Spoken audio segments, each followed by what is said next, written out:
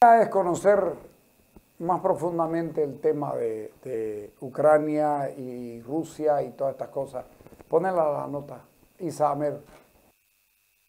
Conocer un poco más acerca de este conflicto bélico que ha puesto con los nervios de punta a Europa, por qué no decirlo también a Estados Unidos. ¿Cómo podemos entender este inicio del conflicto entre Rusia y Ucrania? Este conflicto en realidad viene desde hace muchos años, desde la existencia del Imperio Ruso. El Imperio ruso invadió a Ucrania hace 200 años. Después viene la Unión Soviética, que se considera heredera del Imperio Ruso, aunque digan ser sus enemigos, digamos. Ellos mantienen las colonias que tenía el Imperio de los zares. Y una de esas colonias es Ucrania. En el transcurso de la dominación zarista y después la dominación soviética, varios miles de colonos rusos se trasladaron a territorio de Ucrania y fueron estableciéndose. Esto dentro de una política del Partido Comunista Ruso de dificultarle a las repúblicas que formaban en ese entonces Unión Soviética poderse independizar. De manera que si Ucrania quisiese independizarse en algún momento, siempre iba a tener ese lastre de los colonos rusos viviendo ahí que iban a tirar y iban a pedir reanexarse a Rusia, ¿ya? Ahora, cuando se termina la Unión Soviética, existe un acuerdo militar en Europa Occidental que incluye a Estados Unidos como principal padrino, llamémoslo. Entonces, la nueva Rusia, que sale de las cenizas de la Unión Soviética, desea mantener su hegemonía, ya no dominio pleno, pero sí hegemonía, sobre las repúblicas que antes formaban la Unión Soviética. Entonces establece un acuerdo con la OTAN en el cual la OTAN no se iba a expandir en dirección de Europa del Este, hacia Rusia, dejándole el espacio para que el imperialismo ruso pueda mantener su zona de influencia sin perder, digamos, ningún metro con la caída de la Unión Soviética. Inicialmente la OTAN acepta esto y se firmaron unos acuerdos en los años 90 del siglo XX, pero hoy en día esos acuerdos están siendo prácticamente archivados. Entonces lo que vemos aquí es dos imperialismos, el ruso, que se declara heredero del soviético y del zarismo, y el imperialismo de Estados Unidos a través de la OTAN. Ambos están chocando y están chocando en la zona de Ucrania. ¿Cuál es el interés en este caso para que Rusia pueda tomar la decisión de poder invadir el territorio? Existen varios intereses. El primero es el interés electoral, digamos, de Putin de transmitir confianza, transmitir fuerza, prácticamente mantener una imagen de He-Man, ¿no?, que tiene Putin dentro de Rusia. Y a través de estas aventuras militares, él refuerza esa imagen, transmitir una imagen de pan-eslavismo ruso, es decir, de que Rusia va a ser la campeona, no solo de los ex-marxistas, sino que va a ser la campeona de todos los estados que tienen población eslava. Crimea y el enclave este de Donbass tienen una población rusa mayoritaria y los rusos son eslavos. Otro interés también es el de mantener un buffer, es decir, una zona intermedia que no tenga presencia estadounidense y que ya no sea territorio ruso. Entonces, como ve, hay varios intereses, ¿no es cierto?, que motivan a Putin a mantener esta acción beligerante. Por otro lado, Estados Unidos, con la OTAN como máscara, también está siendo agresivo, aunque un poco más lento, ¿no?, más sutil. Pero Rusia percibe cierta agresión por parte de Estados Unidos al acercarse mucho a sus fronteras con la expansión de la OTAN. Estados Unidos ha lanzado ciertas advertencias al gobierno ruso, pero este ha hecho oídos sordos. Sí, porque esa es la forma de trabajar de Putin. Recordemos que Putin, a pesar de ser un presidente electo, es un autócrata, una persona que ejerce el poder por medio de la fuerza. sus opositores, por ejemplo, los mismos rusos, desaparecen misteriosamente, son asesinados o se enferman con enfermedades muy extrañas. Entonces, esa es la forma de actuar de Putin. Él es como una especie de hombre rebelde que siempre está luchando contra el imperio yanqui, ¿no es cierto? Ese es el discurso que vende Putin. No hay mucho interés por el derecho internacional aquí, prácticamente ninguno. Ucrania no está dispuesta a ceder territorio, pero sin embargo hay colonias rusas que quieren ser protegidos por el gobierno ruso. Parte de Ucrania, casi una cuarta parte del territorio de Ucrania hacia el este, es de mayoría poblacional rusa hoy en día. Esa es la realidad. Ellos llegaron como colonos tal vez, pero hoy en día son ciudadanos de Ucrania que se consideran a sí mismos rusos y desean secesionarse, separarse de Ucrania y anexionarse a Rusia. ¿Ya? Entonces, Rusia lo que está haciendo es proteger este movimiento y lo está protegiendo de hecho, es decir, con la entrada de tropas rusas a esos dos territorios que están al este de Ucrania y sin importar que legalmente en el derecho internacional la soberanía dentro de esos territorios le pertenece a Ucrania, ¿no es cierto? El caso de Ucrania es muy parecido con el de Palestina, Israel, con el de los kurdos, ¿sí? Que no tienen territorio, por ejemplo, el problema que hubo en Chechenia, el problema que hubo en Georgia, Armenia, etcétera. Esas divisiones que se hicieron después de la Primera Guerra Mundial provocan este tipo de conflicto, ¿no? Y claro, la intencionalidad también del Partido Comunista Soviético de dificultar cualquier intento de separación de alguna república de la Unión de Repúblicas Socialistas Soviéticas. ¿Qué consecuencias podría traer esto en el contexto internacional, en el ámbito político, económico? Porque Estados Unidos está dispuesto también a defender a Ucrania, mientras tanto China ha mostrado el respaldo a la decisión del gobierno ruso. Hablando en términos conservadores, va a subir el precio del petróleo, del gas menos, pero va a subir el precio, especialmente para los mercados europeos, que son clientes de Rusia, ¿no es cierto? Si se suspende la compra de hidrocarburos a Rusia por parte de Europa, va a ser una oportunidad para los países del Golfo Pérsico, sobre todo para Irán, que tiene grandes posibilidades, y van a surgir con más fuerza los conflictos que está habiendo en el Mediterráneo Oriental, por ejemplo, donde Israel está queriendo explotar pozos petroleros que pertenecen a Turquía, al Líbano. ¿Por qué? Porque va a surgir una ambición de querer venderle estos recursos a Europa, que ya no se los va a comprar a Rusia. De todos modos, va a subir el precio por cualquiera de los casos, ¿no? Ahora, si nos vamos a los extremos, esta situación de rebeldía de Putin y de directa oposición a las intenciones de Estados Unidos y de la OTAN puede provocar una invasión de China a Taiwán, porque es un caso similar. China tiene reclamos sobre el territorio de Taiwán.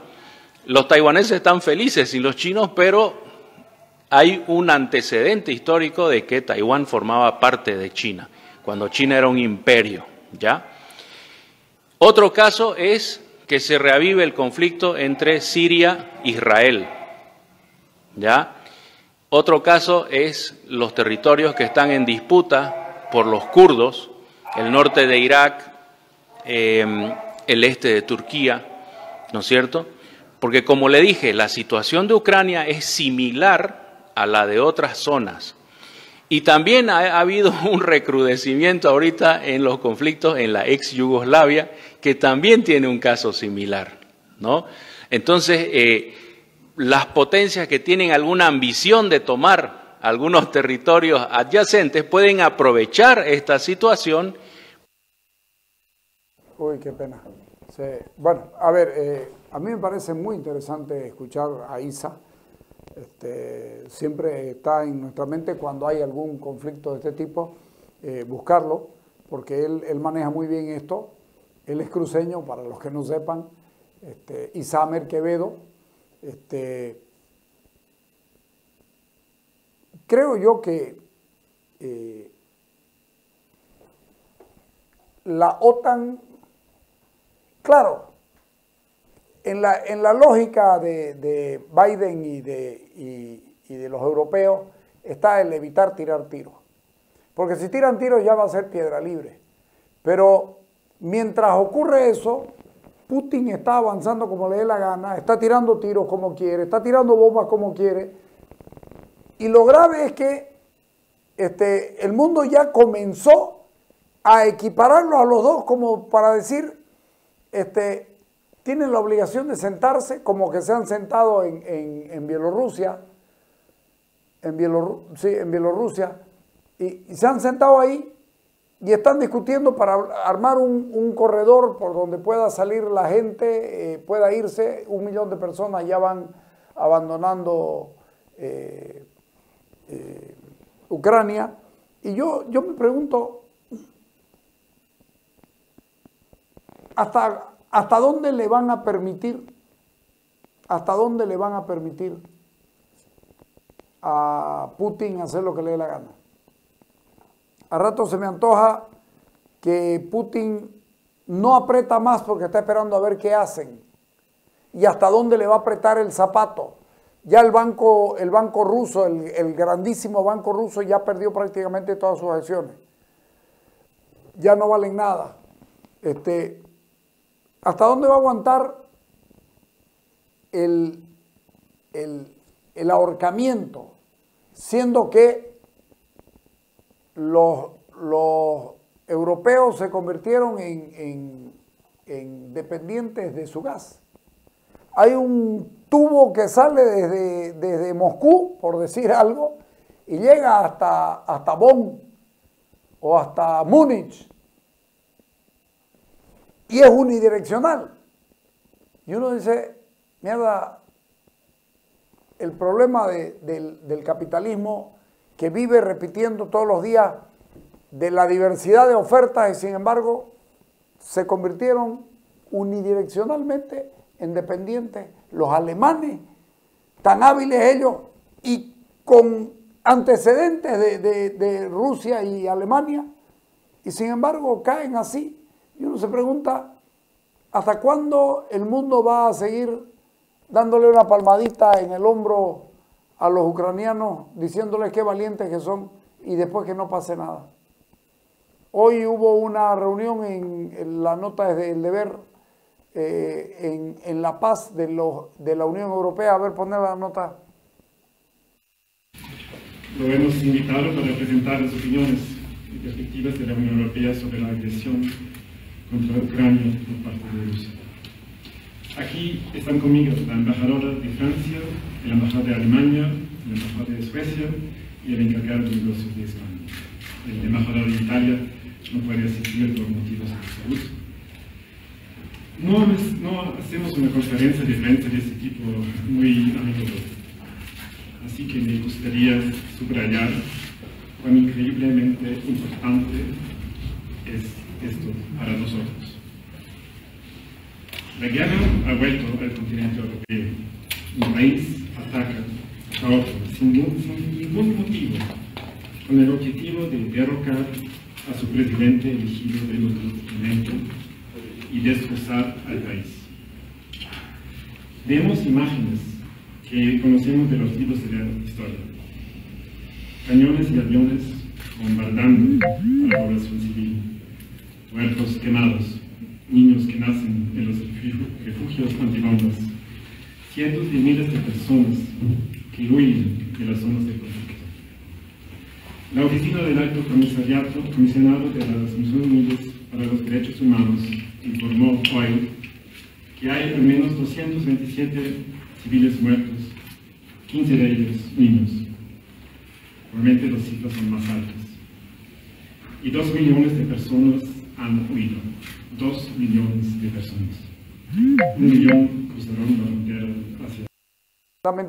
Lamentablemente no se escucha bien, pero los embajadores europeos en Bolivia advierten que la situación en Ucrania es el principio del conflicto y los diplomáticos evitaron responder sobre las consecuencias que habrá sobre Bolivia luego de que el gobierno se abstuviera de votar en la ONU.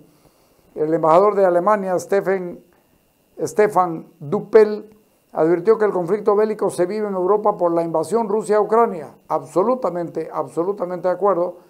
Es solo el principio de todos los problemas y dijo que no debe existir duda acerca de la invasión rusa sobre el suelo ucraniano. Las declaraciones van en sintonía con la diplomacia europea que radica en Bolivia. Ya sabemos que vivimos solo el principio. Ucrania nos concierne a todos, no es una cuestión de este a oeste o de norte a sur. El cese de toda acción militar y del ataque a la soberanía de Ucrania, así como el retorno a los principios de la Carta de Naciones Unidas, deben erigirse como objetivo definitivo de todos, declaró en una conferencia de prensa que ofrecieron 4 embajadores y un encargado de negocios del continente europeo. Desde hace 10 días, fuerzas rusas invadieron suelo ucraniano que, según los diplomáticos acreditados en Bolivia, provocaron la muerte de 277 civiles que fueron alcanzados por las bombas rusas y han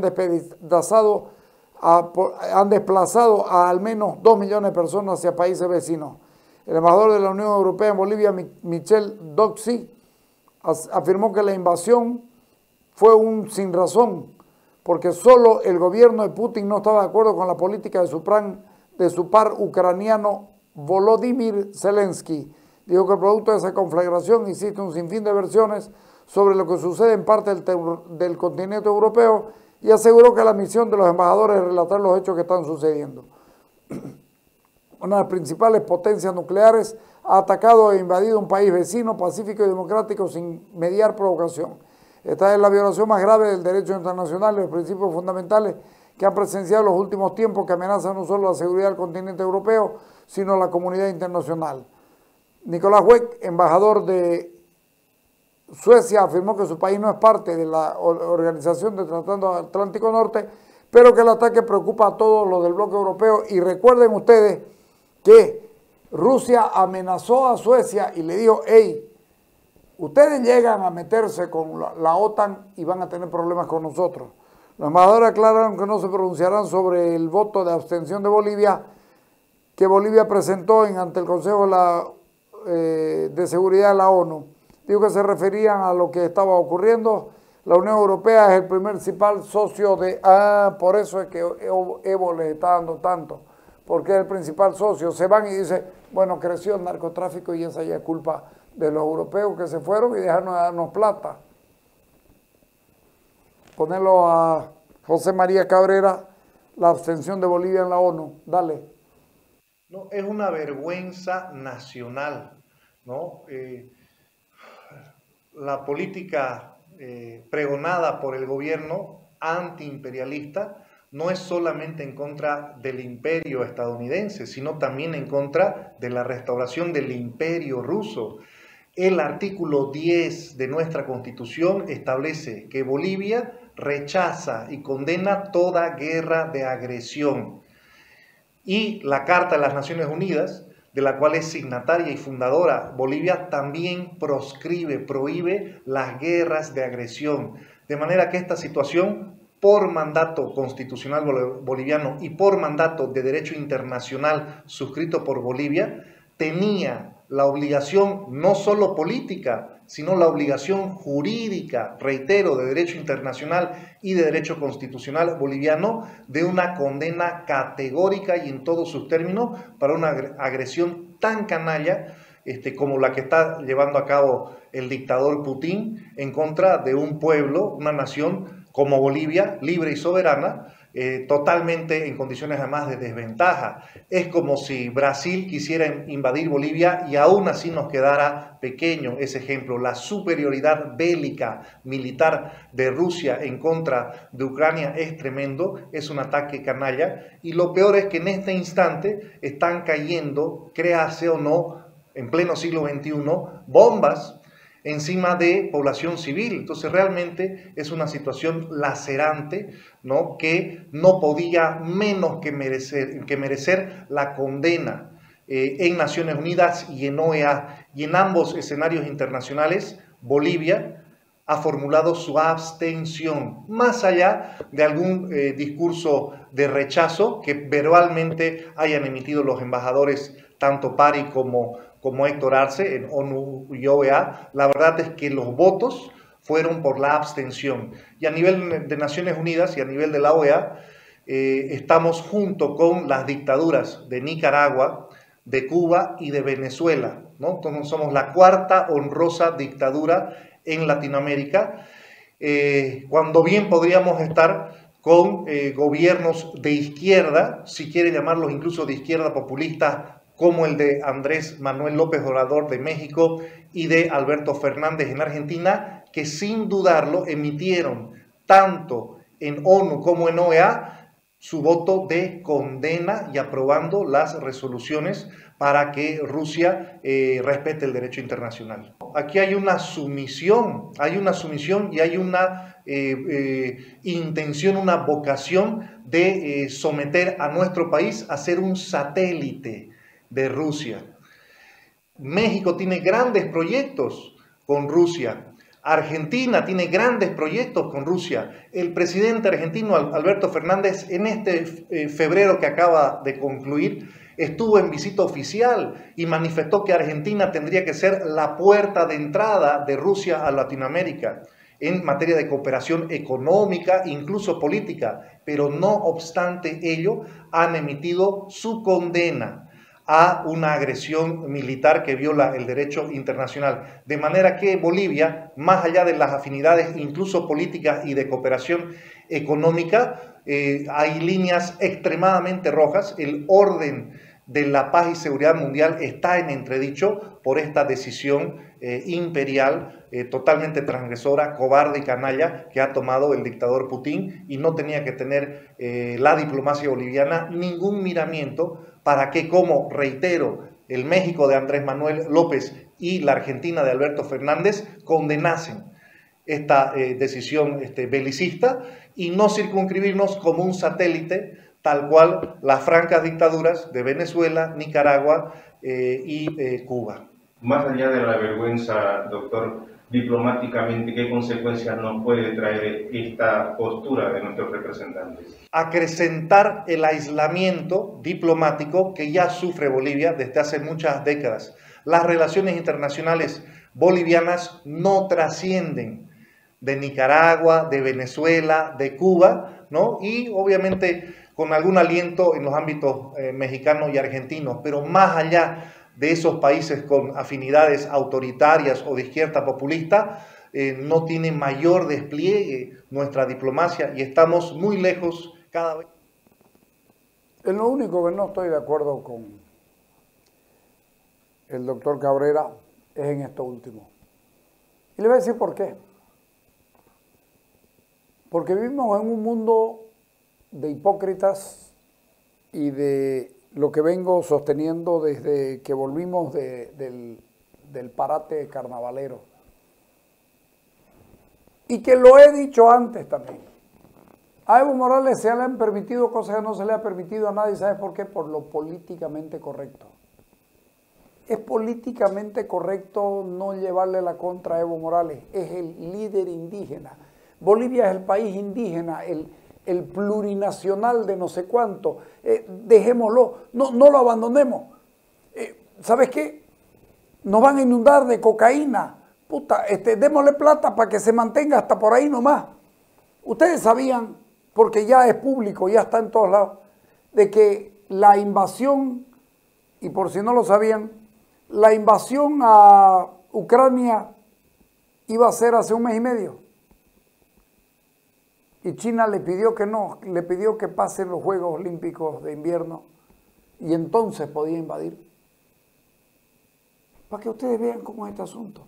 Entonces, lo políticamente correcto es un elemento que nosotros tenemos que mirar.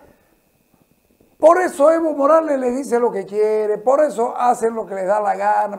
¿Sabe por qué? Porque a lo último terminan yendo y son perritos mansitos a los que soban mientras les hablan. Lamentablemente para nosotros. Esto es así. Bolivia es un país que no tiene principios, pero como no tiene principios tampoco tiene modales. Entonces el niño díscolo, el que puede decir lo que le dé la gana, el que puede hacer lo que le dé la gana. Si fuera un país más grande, probablemente Europa hubiese tomado medidas que pudieran haber sido muy duras. Acuérdense que la Unión Europea va a seguir poniendo plata para la lucha contra el narcotráfico, que la Unión Europea va a seguir alcahueteando al masismo como le ha dado la gana. ¡Ey! En el asalto al Hotel Las Américas, 2 europeos murieron y no les importó. No les importó. No, lo hizo Evo Morales. Es que Evo es así. Evo es impulsivo. Entonces, te manda a matar y después dice, uy, que investiguen, que no tenemos nada que ocultar. Estas cosas, aunque ustedes no lo crean, el discurso y la palabrita que vayan a decir con relación a Evo Morales les lleva días, meses de encontrar la palabra justa para no agredir al falso indígena. Lamentablemente esto es así, nos agrade o no nos agrade, y lo vamos a seguir viendo. Pierdan cuidado, esto no se ha terminado y lo vamos a seguir viendo. Vamos a seguir viendo, ya no a Lucho Arce, porque Lucho Arce es más blanco que la gelatina de pata. No puede negarlo. Claro, pero apellido Catacora. Nah, viejo, es como te vean. ¿Creíste que no poniéndote corbata, cuando eras ministro no pelabas la corbata? ¿Crees que no poniéndote corbata ya sos popular y que sos indígena? Mentira. A través de Choquehuanca se van a hacer todas las gestiones. Choquehuanca se cayó la boca, Arce se cayó la boca, Evo Morales habla huevada, Evo Morales los hace bolsa a los europeos y no pasa nada.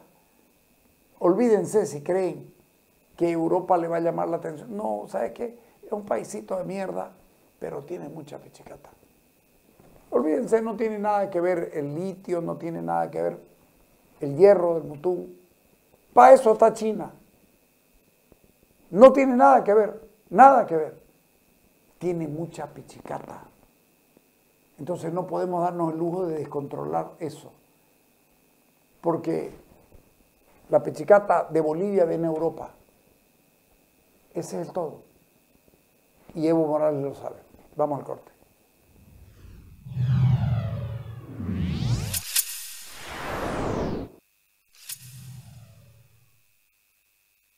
La cuenta fabulosa continúa premiando porque sortea 20.000 bolivianos de lunes a jueves y 200.000 bolivianos todos los viernes. Soñá en grande porque ahorrar ya es ganar con la cuenta fabulosa de Banco Fácil. Esta entidad es supervisada por ASFI, actividad autorizada y fiscalizada por la Autoridad de Juegos.